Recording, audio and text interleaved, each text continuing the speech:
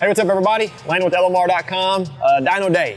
We're dynoing Mike Nichols, 2020 Performance Pack Mustang GT. Mike has worked for us for quite a while. He is our maintenance manager. He is a jack of all trades. I know personally I have learned a ton from Mike and all of his wisdom with just about everything he knows and does. So he recently got back into the Mustang game, I guess you could say, with this 2020 Mustang GT. He's had several throughout his life, but recently went to a road racing event, took one of the company cars, and absolutely fell in love. All this whole time, he's always kind of been a drag racer, but got to take some corners at speed. Now he's hooked, went out and bought a car, and he's actually already done a few things at high-performance driving events. But for today, the dyno technical data, the car is bone stock, with the exception of a Resonator Delete X-Pipe, the Mach 1 axle back kit with valence, and then he's running a set of SVE DHP1 forged wheels, 10.5 up front, and then an 11 out back. We'll flash up the tire size for the Michelin he's got on the SVE DHP1 forged wheel. We got 93 octane fuel,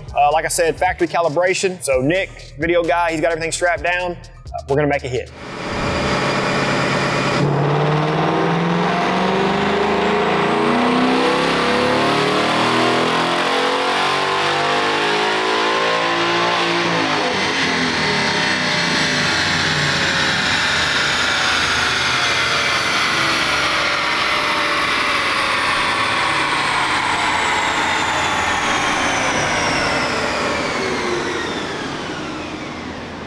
All right, everybody, let's jump over here. We'll look at some results here for Mike Nichols 2020 GT. We went ahead and did 2 pulls like we always do. Run 1, car made 420.7 horsepower at 6,900 RPM, 385.4 pound-feet of torque at 4,800 RPM. And then on the second hit, a little bit drop in power, but hey, just kind of the small variances in runs is what you can expect. 415.8 horsepower at 6,800, and then torque was hovering around the same, 384.6 pound-feet at 4,800.